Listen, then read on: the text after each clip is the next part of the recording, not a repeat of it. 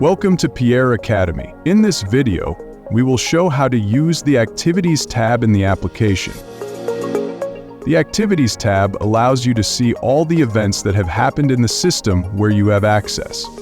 At the top of the screen, there is a filter button.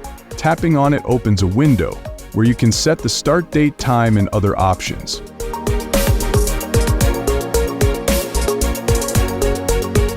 You can filter by a specific I/O to see only the actions related to it, for example, the PIERRE Door. You can also filter by user. If you select Academy Admin, you will see only the actions done by that user. If needed, you can remove filters and return to the full list of activities. This is a useful way to check when something happened, which I/O was used, and by whom. Thank you for watching PIERRE Academy. See you in the next video.